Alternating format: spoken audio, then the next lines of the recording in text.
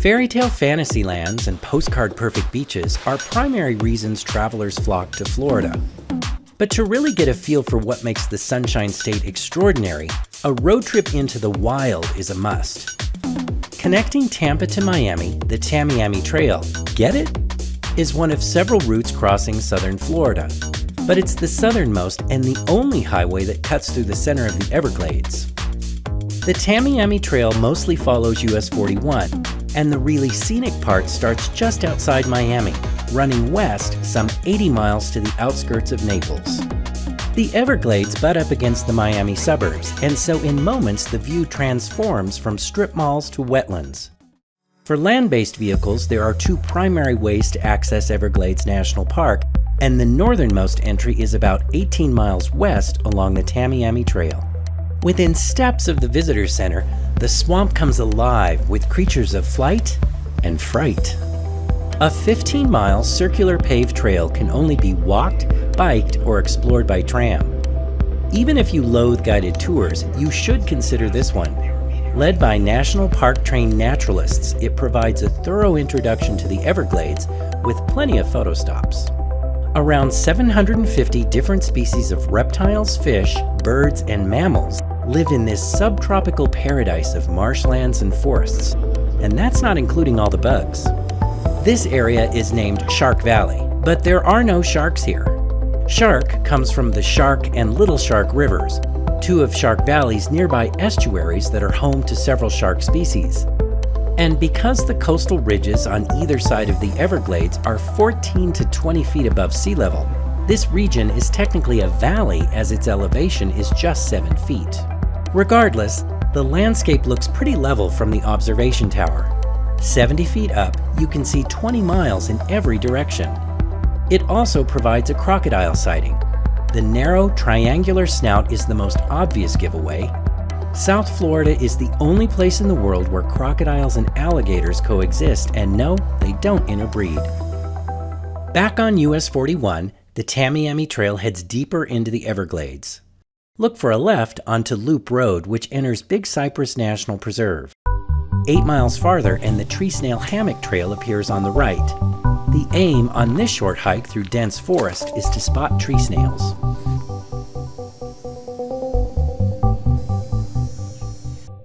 Continuing along the Tamiami Trail, it soon turns to gravel. Keep a close watch. This is another excellent area to spot wildlife. Big Cypress National Preserve and Everglades National Park are just sections of the Everglades, an enormous subtropical wilderness and World Heritage Site encompassing a good chunk of South Florida. A vast river slowly moves south toward the ocean, creating a diverse ecosystem found nowhere else on Earth. Even under such exceptional conditions, humans have lived here for thousands of years. There are two seasons, wet, running mid-May to November, and dry from December to mid-May. Dry season is milder, busier, and the best time to see animals.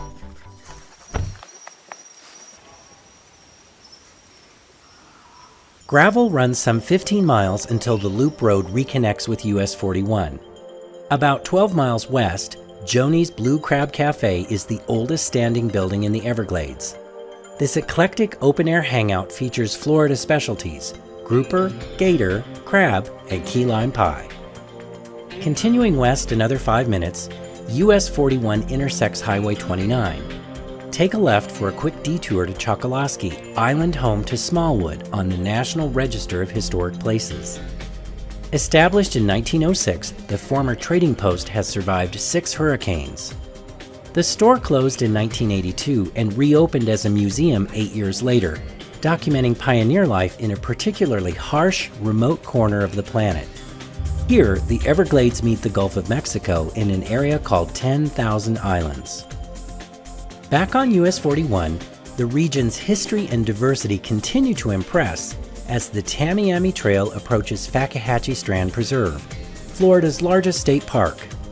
A top feature is the 2,500-foot-long Big Cypress Bend Boardwalk, where bald cypress trees and royal palms are swamp mates. And look for strangler figs, slowly killing their hosts as their name implies. Apparently, there are bears and alligators here too, although none are visible today. 10 minutes down the highway, take a left onto San Marco Road. Then it's another 15 minutes to this road trip's final destination. Marco Island is the largest of the 10,000 islands. It's also the only one with luxury condos and ritzy resorts. The Rookery Bay National Estuarine Research Reserve is here too.